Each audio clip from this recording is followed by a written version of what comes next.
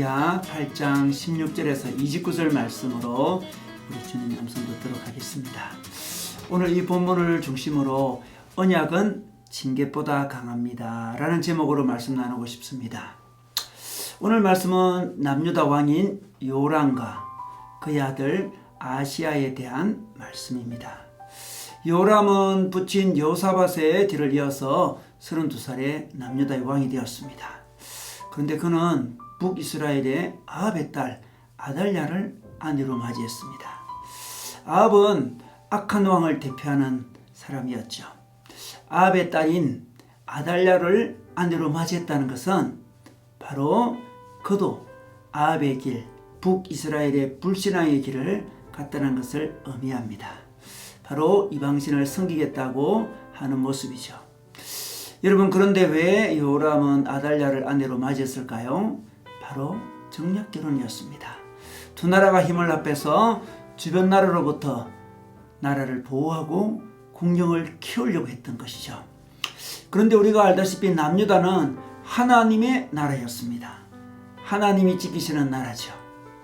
그럼에도 불구하고 이 요람은 자기의 정체성을 버리고 인간의 힘으로, 인간의 지혜로 자기 나라를 유지하려고 또한 확장하려고 했던 것입니다. 바로 이것이 악한 길입니다. 바로 이것이 우상의 길이죠. 하나님을 믿는 사람은 하나님의 힘과 지혜로 살아가는 사람인데 인간의 힘과 인간의 지혜로 사는 것 자체가 불신앙인 것입니다. 무슨 도덕적이고 종교적인 죄만 죄가 아닙니다. 자기 힘으로 살아가려고 하는 것 자체가 바로 죄인 것이요 우상을 섬기는 것입니다. 여러분, 자기 힘으로 나라를 통치하려고 하다 보니 요람은 모든 아우들을 죽이는 일까지 했습니다. 바로 자기 힘으로 살아가는 자의 극단적인 모습을 보여줍니다. 자기 힘으로 살아가는 사람은 위기를 느끼면 신앙도 가족도 이렇게 다 버리는 모습을 보게 됩니다. 여러분, 북이스라엘의 악한 왕 아합 가문과 정략 결혼을 이렇게 했지만 결국 남유다는 어떻게 되었습니까? 남유다가 당시 지배하고 있었던 에돔과 림나라는 나라가 반역을 합니다. 에돔이 군대를 일으켜서 남유다를 포위합니다. 이런 위기 중에 요람은 중병에 걸려서 비참하게 죽게 되죠. 그런데 하나님은 요람의 아들 아시야로 하여금 왕을 계승하게 합니다. 다윗의 가문의 대가 끊어지지 않도록 왕위를 개성시킨 거죠. 왜 그렇습니까? 이것이 바로 하나님의 언약 때문에 그렇습니다. 하나님은 다윗과 언약했습니다. 다윗의 자손으로 왕위를 개성시키겠다고 하나님은 약속하셨던 것이죠. 그래서 남유다를 멸망시키지 않았습니다. 징계는 하였지만 징계보다 더 큰 언약을 지키시는 하나님임을 보여주고 있습니다. 요람의 뒤를 이어 아시야가 왕이 되었습니다. 그의 어머니는 아합의 딸 아달랴였던 것이죠. 그는 당연히 아합 가문의 길을 걸어갔습니다. 불신앙의 길을 걸어갔던 거죠. 그는 아합의 아들 요람과 동맹을 맺습니다. 그리고 시리아와 함께 전쟁을 하러 갑니다. 시리아에 대적하여 전쟁을 함께 하게 된 거죠. 그런데 북이스라엘 요람 왕은 이 전쟁에서 큰 부상을 당합니다. 그리고 두 왕은 결국 북이스라엘의 예후에 의해서 죽고 맙니다. 하나님은 이렇게 철저히 북이스라엘과 남유다를 징계하십니다.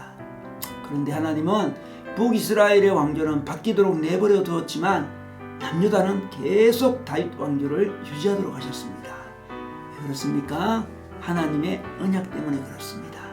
남유다에게는 하나님의 언약이 있었습니다. 징계보다 하나님의 언약이 훨씬 더 강한 것입니다. 여러분, 우리가 하나님의 은혜를 잊고 우리가 자신의 힘으로 인생을 살려고 할 때 우리 삶에 하나님의 징계를 경험하게 됩니다.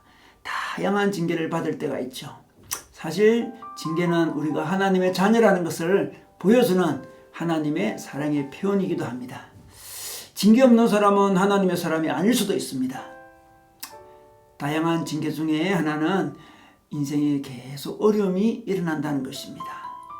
그것이 경제적인 문제이든 관계의 문제이든 건강의 문제이든 우리는 아무리 노력해도 그 문제들이 풀리지 않고 더 꼬여가는 것을 경험할 때가 있습니다.